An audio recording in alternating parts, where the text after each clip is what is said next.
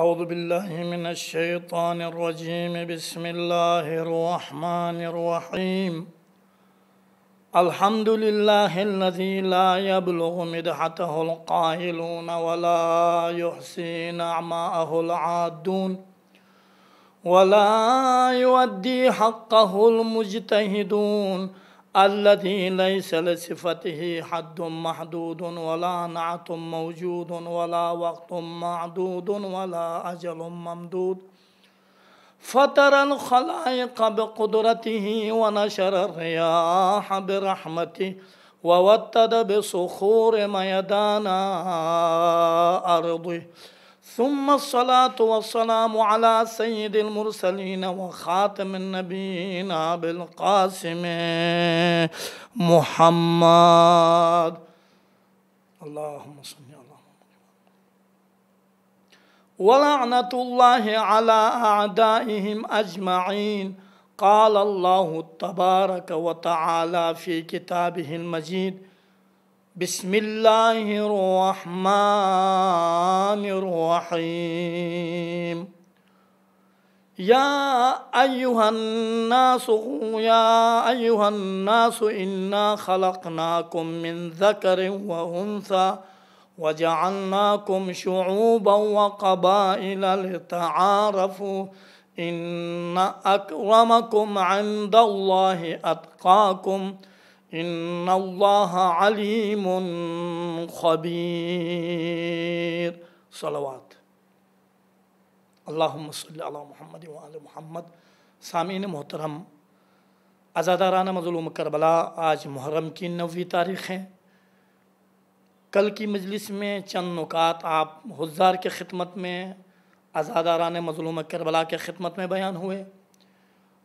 کل کا دن منسوب تھا حضرت عباس علیہ السلام سے کہ ثانی حیدر کے عنوان سے اب حضرت عباس کو ثانی حیدر کیوں کہا جاتا ہے۔ آپ کے خدمت میں چند نکات بیان ہوئے۔ دامن وقت میں گنجائش نہیں ہونے کی وجہ سے کچھ نکات رہتے ہیں، انشاءاللہ پھر کبھی زندہ رہیں تو۔ اور اس کے بعد ایک خاتون کا ذکر ہوا جن کا تعارف کرانے کی ضرورت نہیں ہے، جن کا نام ہے حضرت ام البنین۔ ام البنین کا بڑا کردار رہا ہے کاروان حسینی اور انقلاب کربلا میں۔ سب سے بڑا جو کردار ہے وہ حضرت عباس جیسی ذات کی تربیت۔ ان کی تربیت اس طرح سے کری، آپ کو پتہ ہے جب امیر المومنین کے بیت و شرف میں آئی تو چوکھٹ سے اندر نہیں آئی، اور حسنین نے کہا آپ اندر آ جائیے، کہا اماں اندر آ جائیں، کہا میں آپ کا ماں، آپ کی ماں نہیں ہوں بلکہ آپ کی ماں زہرا ہے، میں کنیز بن کر آئی ہوں۔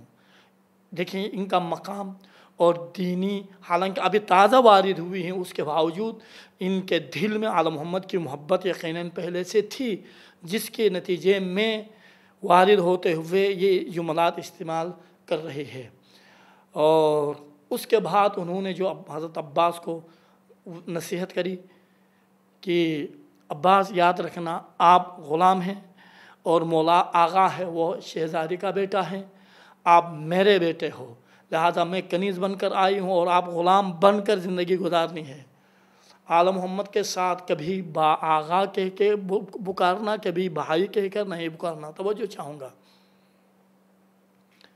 یہ دیکھیں تربیت ہیں، اور اس طرح سے تربیت کری شہزادی نے کہ آخر شہزادی حضرت زہرا کو، حضرت زہرا نے بھی شہزادی کو وصیت کری تھی، شہزادی جب بھی میرا بیٹا آئے گا عباس، اسے میرا سلام پہنچانا۔ یہ کم نہیں ہے، شہزادی سلام پہنچا رہی ہے، سلام عنایت کر رہی ہے عباس کے لیے، اپنا بیٹا سمجھتی ہے۔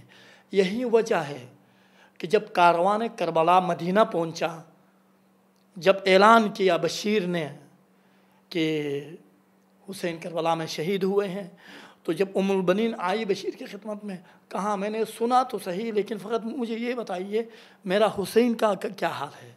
اپنے بچوں کے بارے میں نہیں پوچھا، یہ نہیں کہا فاضل و فلان فلان، 3 بیٹے شہید ہوئے ہیں، کسی کا نام نہیں لیا، 2 حضرت عباس کے ساتھ ظاہراً 3 ہے، کسی کا نام نہیں لیا، یا عباس کا نام نہیں لیا، میرا عباس زندہ ہے نہیں ہے، کیا حال ہے، کہاں حسین کا بتائیے، کہاں خدا آپ کو صبر عنایت فرمائے، عباس شہید ہوئے، میں عباس کا نہیں پوچھتی ہوں، حسین کا پوچھتی ہوں۔ توجہ فرما رہے کتنا ایمان قوی تھا اور ان کے اندر، اور جذبہ ایمانی تھا، اور اطاعت آل محمد، اطاعت حسین، کتنی اطاعت تھی، کتنی آل محمد کی فکر تھی، کتنی حسین سے محبت تھی کہ اپنے بچوں کے بارے میں نہیں پوچھتی ہیں بلکہ حسین کے بارے میں پوچھتی ہے۔ آخر میں کہاں خدا آپ کو صبر دے، حسین بھی شہید ہوئے ہیں، تب کہاں، ہاں مگر عباس نہیں تھا، عباس ہوتا تو حسین شہید نہ ہوتے۔ بشیر نے کہا پہلے عباس کے بازو جدا ہو گئے، اس کے بعد عباس کو شہید کر دیا، تب یقین ہوا کہ ہاں حسین شہید ہوئے ہیں۔ یہ دیکھیں یہی معرفت کا مقام معرفت تو ام البنین کا بڑا کردار رہا ہے۔ کاروان حسینی میں سب سے زیادہ کردار عباس جیسی ذات کی تربیت کری انہوں نے۔ اور حضرت عباس کے بارے میں بھی کچھ فضائل آپ کی خدمت میں بیان ہوئے۔ عزیزوں، یہ محافل و مجالس اکثر مجالس میں عرض کرتا رہتا ہوں، آپ انہیں آسان نہ سمجھیں، ان میں شرکت کریں، کچھ لے کے جائیں، تطہیر ہو کے جائیں، نفس کو پاک کر کے جائیں۔ ہم سب کو چاہیے کہ ہم ان مجالس سے ہم اپنے نفوس کو پاک کریں۔ ایک واقعہ جو آپ کی خدمت میں عرض کروں، دیکھیں عزاداری کے حوالے سے، ایک دشمن اہل بیت خاندان نے عہد کر لیا، اگر خداوند عالم نے ہمیں ایک بیٹا دے دیا، دشمن اہل بیت تھے، کہ ہم زوار امام حسین کے راہ میں انہیں رکھیں گے اور تاکہ زوار امام حسین کو یہ قتل کرے۔ خلاصہ کلام ان کی حاجت مکمل ہو گئی، خدا نے ان کو ایک بیٹا دیا، اور بیٹا بڑا ہوا، بڑا ہونے کے بعد اسلحات میں دیے، اور یہ وہاں اس راستے میں انہیں رکھا جس راستے میں سے کاروان کا گزر ہوتا تھا، زوار امام حسین کا گزر ہوتا تھا۔ توجہ چاہوں گا، اس راستے میں ان کو رکھا، تو صبح سے ڈھونڈتا رہا کوئی زوار مل جائے، کوئی ظاہر مل جائے، اسے قتل کر دیا جائے، لیکن ڈھونڈتے ڈھونڈتے گھومتے گھومتے تھک جاتا ہے اور سو جاتا ہے، نیند آتی ہے، سو جاتا ہے۔ اس کے پاس میں کاروان آ کے بیٹھتا ہے اور کھانے میں لگ جاتے ہیں، تو اتنے میں عالم و خواب میں جہنم اور جنت کا معرکہ سامنے آتا ہے، تو اس کو بھی جہنم لے جایا جا رہا تھا، تو آواز آئی فعلاً یہ اہل جہنم میں سے نہیں ہے، یہ تو دشمن اہل محمد ہے، نہیں، چونکہ اس کے اوپر کاروان اور زائرین امام حسین کے پاؤں کے خاک پڑی ہے، جب تک گرد و غبار اس کے بدن پر ہے تب تک یہ جہنم میں نہیں جا سکتا ہے۔ توجہ فرمایا آپ نے، یہ یہاں سے چلا جاتا ہے اور اپنا گھر، اور یہ واقعہ بتاتا ہے جس کے نتیجے میں سارے خاندان والے شیعہ ہو جاتے ہیں۔ یہ اثر ہیں۔ اب مجھے بتائیے، خاک پائے زوار امام حسین کا یہ اثر ہیں، تو اگر کسی کے دل میں امام حسین کی محبت ہوگی تو وہ کس مقام پر پہنچ جائے گا؟ اس کو کیا مقام ملنا چاہیے، کیا مقام ملے گا؟ یا کوئی شخص اپنے پاؤں پہ چلتے ہوئے مجلس میں چلا جائے یا زیارت امام حسین کرنے چلا جائے تو اس کا کیا مقام ہو سکتا ہے، کیا مقام ہوگا؟ بتائیے مجھے۔ عزیزان محترم، آج میں آپ کی خدمت میں وہ ان ارکان روح کی بات اور حیات کی بات کرنا چاہ رہا ہوں جو کربلا والوں میں یہ ارکان موجود تھے۔ پہلا رکن دیکھیں حیات کے بارے میں، حیات ہمارا موضوع کیا ہے؟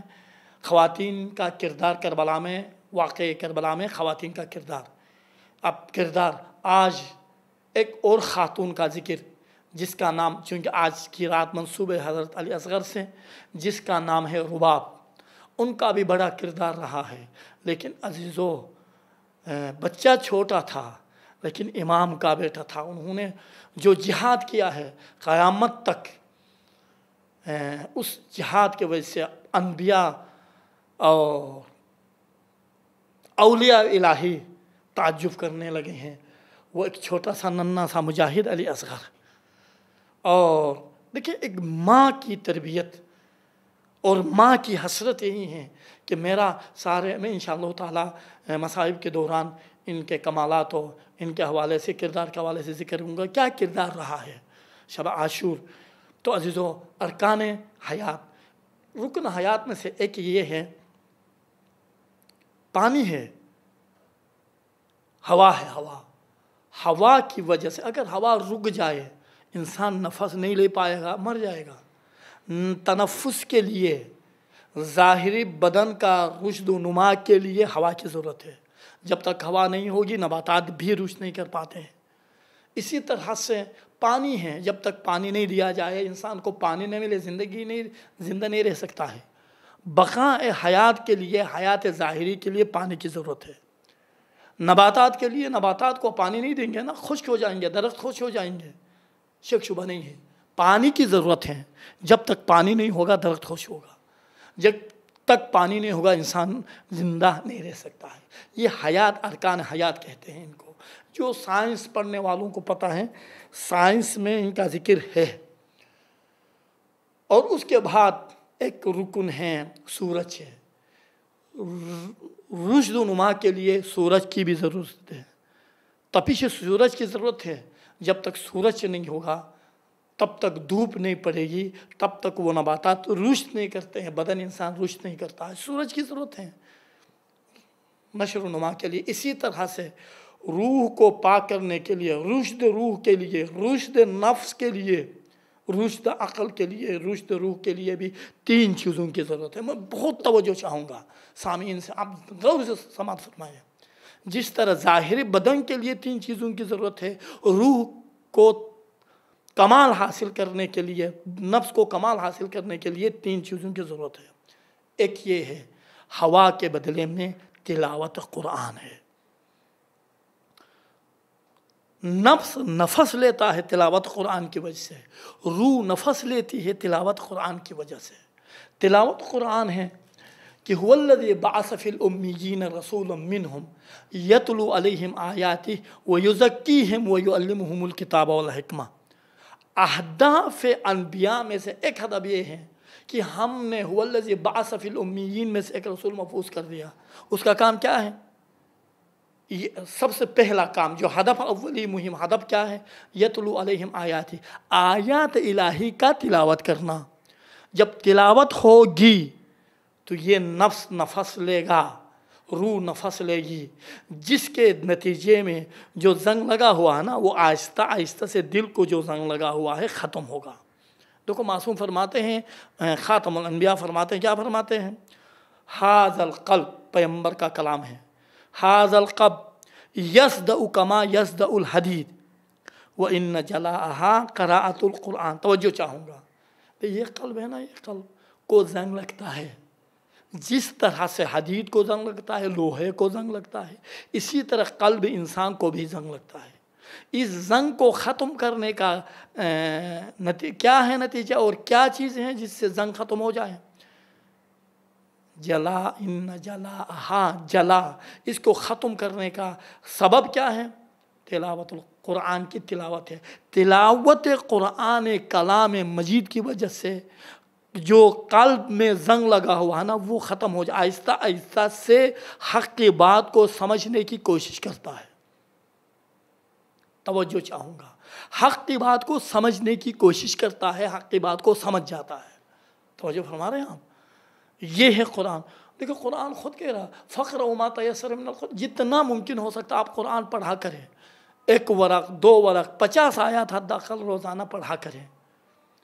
اور پیغمبر کی حدیث بھی ہے، پیغمبر فرماتے ہیں علیک بتلاوت القرآن، یا علی آپ کے اوپر قرآن کی تلاوت ضروری ہے، فی کل، ہر حال میں، معاشین، ہم کہتے ہیں نا معاشرے میں، بس یہ کوئی وقت ہے تلاوت قرآن کا، رہنے دیجیے۔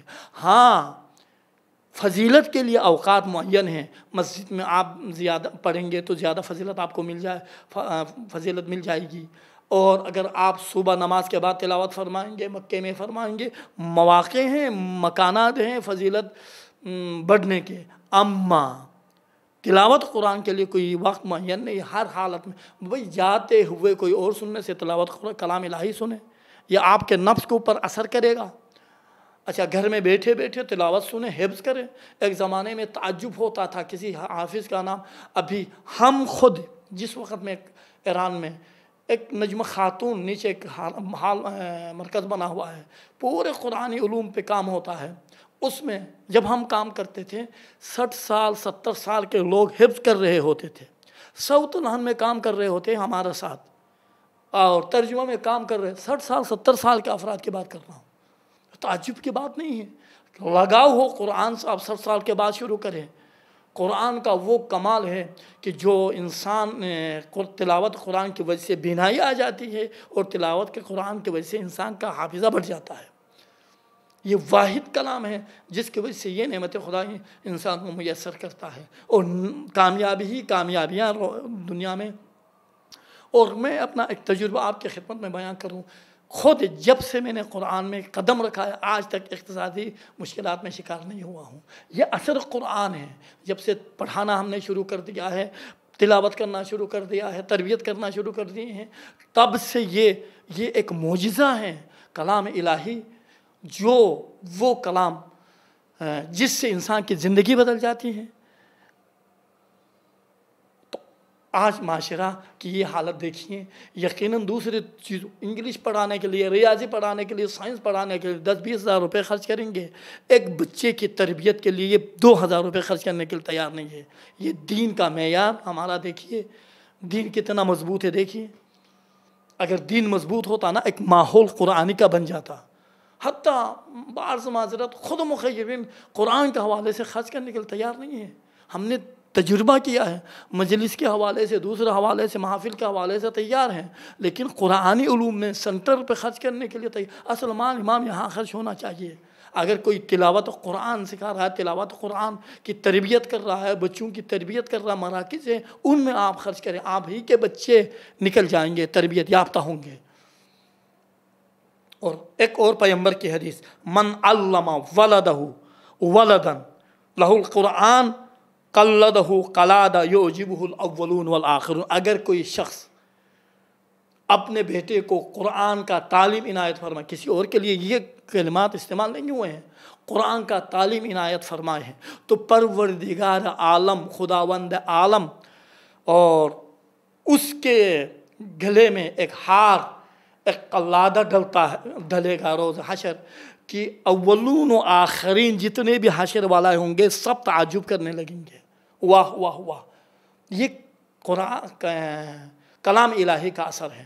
روز قیامت یہی قرآن فی احسن سورہ، اگر آپ نے قرآن کی تلاوت کری ہے، بچوں کو تربیت دی ہے، گھر میں تلاوت ہو رہی ہے، عمل ہو رہا ہے، تو پروردگار عالم روز قیامت یہی قرآن آئے گا بہترین خوبصورت صورت میں، کہے گا پروردگار جس طرح سے اس نے مجھے عزت دی ہے، اسی طرح سے میدان حشر میں آپ بھی اس کی عزت کریں۔ یقیناً قرآن کی دعا اور قرآن کی شفاعت قبول ہوگی۔ توجہ فرما رہے ہیں آپ؟ اگر کسی نے قرآن تو لایا ہے، گھر میں 1 کلو 40 کلو مٹی پڑی ہوئی ہے، کھولنے کے لیے تیار ہی نہیں ہے، نہ بچوں کو پڑھا رہا ہے، بچوں کو کیوں پڑھائے گا، کیا ضرورت پڑی ہے، تو اس وقت قرآن کہے گا جس طرح سے اس نے میری توہین کری ہے نا، اس طرح سے آپ کی ان کی بھی توہین کرے پروردگارا، ان کی توہین کرے روز حشر، یہ قرآن کہے گا۔ توجہ فرما رہے ہیں آپ؟ میں انشاءاللہ تعالیٰ، چونکہ شب عاشور بھی شب قرآن تلاوت قرآن ہے، اس میں بھی کچھ نکات قرآن کے حوالے سے آپ کی خدمت میں آخری مجلس میں عرض کروں گا۔ یہ کمال ہے قرآن کا عزیزان محترم۔ مجھے بتائیں، خیرکم، پیغمبر کی حدیث، خیرکم من تعلم القرآن وعلمہ۔ ہاں، وہ کسی اور علم کے بارے میں یہ الفاظ پیغمبر نے نہیں کہے ہیں۔ بہترین انسان آپ میں سے وہ ہیں جو قرآن کی تلاوت کریں، قرآن سیکھیں اور قرآن کو سکھائیں۔ معلم اور شاگرد جو قرآن کو پڑھا رہا ہے، جو پڑھ رہے ہیں، وہ بہترین آپ میں سے افراد ہیں، بہترین افراد میں سے قرار دیا ہے آپ لوگوں کو۔ لیکن جو بہترین کلام ہے، جو بہترین افراد ہیں، ان کی طرف توجہ ہی نہیں ہے، بچوں کی طرف توجہ ہی نہیں ہے۔ ماحول نہیں ہونے کی وجہ سے کبھی مراکز میں بچے حفظ کرتے بھی ہیں، اس کے بعد بھول جاتے ہیں، ماحول نہیں ہے۔ وَإِلَّا جب تک ہے تب تک اس مرکز سے بچے کو ٹچ رہنا چاہیے، کم سے کم تثبیت کرنے کے لیے، مضبوط کرنے کے لیے ہفتے میں 1 دن، مہینے میں 1-2 دن اس مرکز سے ٹچ رہنا چاہیے، تاکہ فراموش نہیں کرے گا اور مزید ترجمہ وغیرہ کم و پیش کام کرتا رہے پوری زندگی میں۔ اس کی زندگی بھی بن جائے گی، اولاد بھی تربیت ہوں گی، اور بہترین طریقے سے وہ خدا بھی خوش ہوگا، آل محمد بھی خوش ہوں گے، اور یہ جذبہ ایمانی میں اضافہ بھی ہوگا۔ یہ حالت ہے عزیزو. لیکن آپ دیکھ رہے ہیں معاشرے میں کیا ہے. اور اس کے بعد یعجبہ الاولون والآخرون یوم القیامہ، روز قیامت سارے لوگ تعجب کرنے لگیں گے. اسی گھر سے، جس گھر میں قرآن کی تلاوت ہوتی ہے، عمل ہو رہا ہے، ایک مرکز کی حیثیت ہے، تو اسی گھر سے پروردگار عالم دنیا میں ایک نور ساطع کرتا ہے، جس سے عرش والے اس نور سے استفادہ کرتے ہیں. توجہ فرمایا. خدا کے لیے میں جو سننے والے جو بھی سن رہے ہیں نا، سننے والوں سے میں گزارش کر رہا ہوں. میں تقریباً عرصہ دراز سے انہی علوم میں کام کر رہا ہوں، بچوں کی تربیت کر رہا ہوں. خدا کے لیے قرآن کی طرف توجہ فرمائیں، توجہ دے دیں، مراکز بنائیں، اور تربیت کے لیے حاضر ہیں، مراکز بنائیں اور اس میں خرچ کریں. بچوں پر بچے تربیت ہوں گے، قرآن کا ماحول بنے گا. پاکستان جیسے شہر میں جس طرح ہمارا اہل تسنن برابر ہے، برادران ہیں، جو قرآن کا ایک ماحول بنا ہوا ہے مساجد میں، امام بارگاہوں میں، اس طرح سے مساجد و امام بارگاہوں میں قرآن کا ماحول بنائیں، مساجد میں ایک قرآن کا ماحول بنائیں، تو دین میں بھی اضافہ ہوگا، ایمان بھی اضافہ ہوگا، اور معاشرے بھی جنت کا معاشرہ ہوگا عزیزو.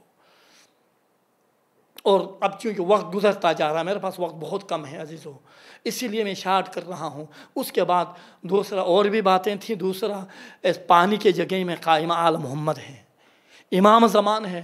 کہتے ہیں کہ اگر دنیا میں 2 افراد بھی کیوں نہ ہو، لساخت الارض، اگر امام زمان نہ ہونا، حجت خدا زمین دس جائے گی. 2 افراد ہو تو بھی ایک کا امام ہونا، حجت خدا ہونا ضروری ہے. امام زمان روایت کے کلمات ہیں. اگر کوئی اچانک آپ سے کوئی طلب کرتا ہے کہ آغا میں غریب ہوں، مسکین ہوں، کوئی عنایت فرمائے، آپ نہیں دے سکتے ہیں تو اچھے الفاظ سے نوازے اور اسے بھیج دے.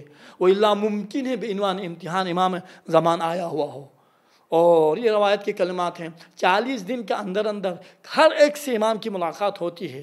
جن کی ظرفیت بہتر ہو، جو اس قابل ہو، تو وہ امام زمان کی زیارت کرتے ہیں، اور ہم جیسے گناہگار محروم ہو جاتے ہیں. وَإِلَّا انسان مر جاتا ہے. امام کی سے ملاقات ہوتی ہے، پہچاننے والے پہچانتے ہیں. ہم جیسے گناہگار جن کے آنکھوں میں امام زمان اور ہمارے بیچ میں جو پردے ڈلے ہیں وہ معنی ہیں عزیزہ. گناہ معنی ہیں، گناہ پردہ ہے در حقیقت میں. توجہ فرما رہے ہیں آپ.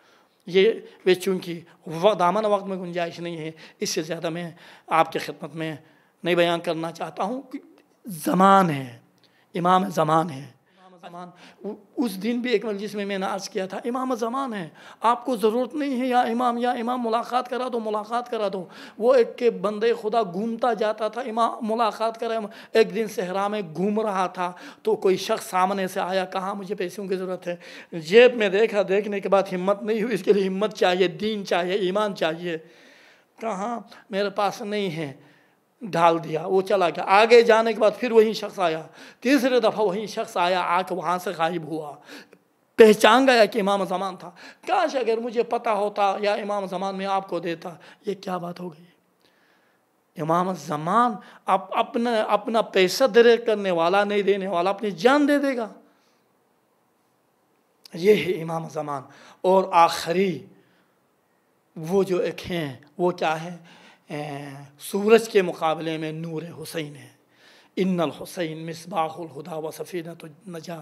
حسین مصباح ہدیٰ، چراغ ہدایت ہے اور کشتی نجات ہے. میں انشاءاللہ تعالیٰ اسی کشتی نجات کے بارے میں چند کلمات آغاز سخن سے پہلے کل کے لیے چھوڑ دیتا ہوں، چونکہ وقت کافی آ چکا ہے. کشتی نجات ہے. هو نور فی الاصلاب الشامخہ والارحام المطہرہ. مطہر صلب میں، مطہر اصلاب میں آپ نور تھے. هو نور فی الظلمات السماوات والارض. فقط آسمانوں میں مولا آپ نور نہیں ہے، زمین کے ظلمات میں بھی آپ نور ہے. توجہ فرما رہے ہیں آپ؟ زمین کے ظلمات میں بھی آپ نور ہے، فقط آسمانوں میں آپ نور نہیں ہیں. آپ چراغ ہدایت ہیں. ہدایت کا چراغ مولا ہے، چراغ ہدایت ہیں، نور ہیں. اور آپ دیکھ رہے ہیں، اور کشتی نجات ہیں.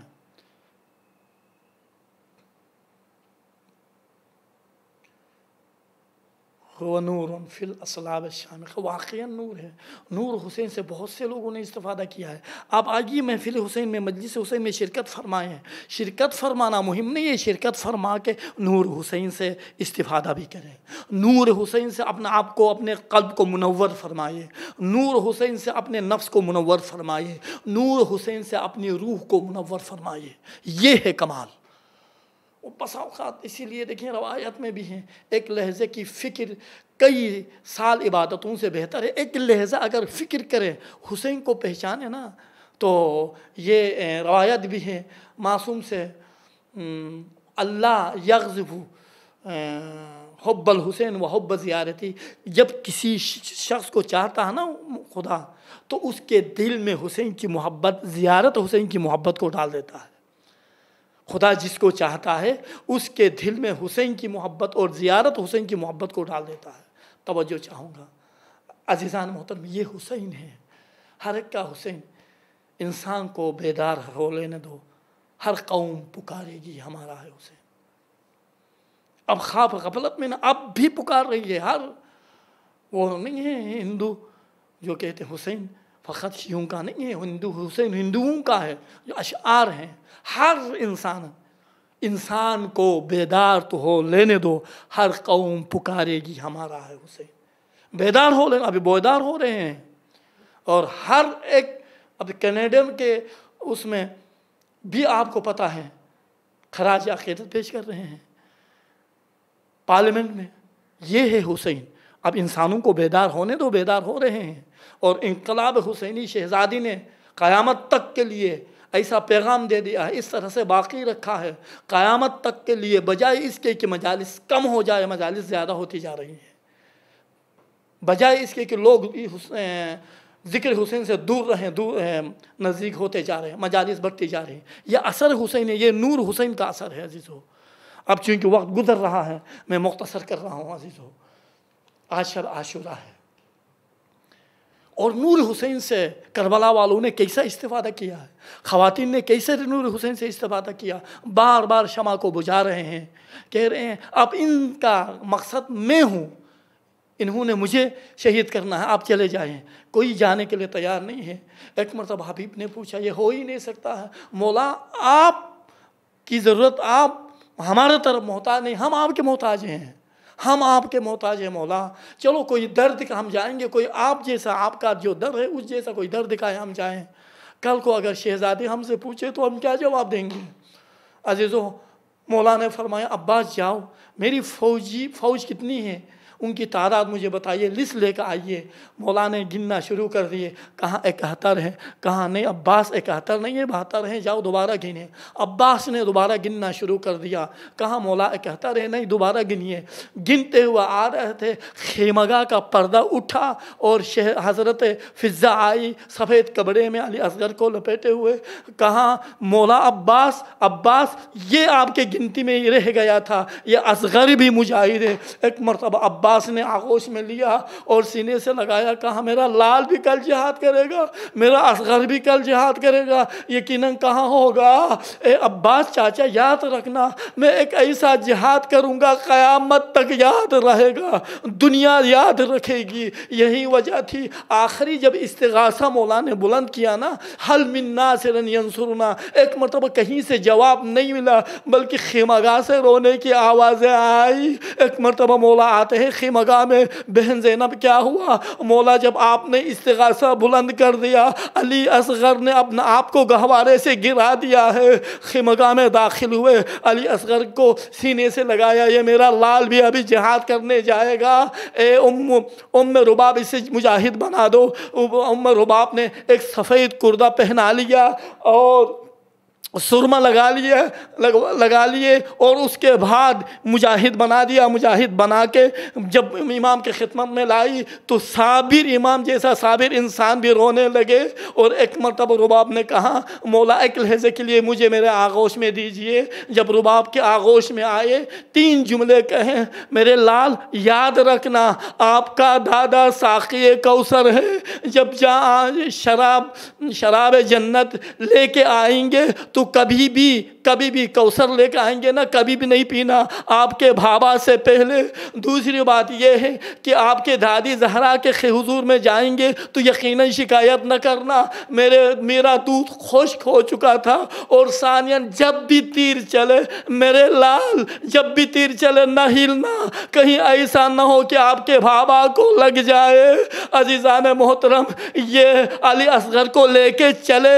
فقط میں ایک جملہ آپ کے خدمت میں عرض کرنا چاہ رہا ہوں عزیزو، جملہ یہ ہے، میں نے خود ایک مرجع سے پوچھا، آقا مجھے بتائیے جو کربلا میں تیر تھا وہ کتنا بڑا تھا؟ تو اس مرجع عالی قدر نے فرمایا 3 شعبہ تیر تھا، اور اسے بڑے بڑے پہلوانوں کے لیے استعمال کیا جاتا تھا، وہی تیر لگا ہے۔ عزیزو، اس سے پوچھا گیا آخر کیا ہوا حرملہ، آپ تو تیر اندازی میں ماہر تھے، کیوں آپ کا بدن لرز رہا ہے؟ میں مارنا چاہ رہا ہوں، دیکھ رہا ہوں کبھی خیمگاہ کا پردہ اٹھتا ہے، کبھی بلند ہو جاتا ہے، ایسا لگتا ہے کہ ان کی ماں دیکھ رہی ہے۔ عزیزان محترم، عزیزو، جب تیر لگا نا، تیر لگا، بجائے اس کے کہ حرکت کرے، جب تیر لگا گلے کو، علی اصغر مسکرائے اور خیمگاہ کا رخ کیا، اماں آپ نے دیکھ لیا تیر مجھے لگا ہے، بابا کو نہیں لگا۔ وآخر الدعوانا الحمدللہ رب العالمین وسیعلم الذین ظلموا ای منقلب ینقلبون۔ پروردگارہ ہماری قلیل سی عبادت کو قبول فرمائیں، اور شب عاشور جو بھی حاضرین حاضر ہیں ان تمام کے ہوا شریعہ کو قبول فرمائیں، جو مریض ہیں انہیں شفا کامل عنایت فرمائے، اس بیماری سے پوری بشریت کو نجات عنایت فرمائے، اس کورونا سے۔ وصلی اللہ علی محمد وآلہ الطاہرین۔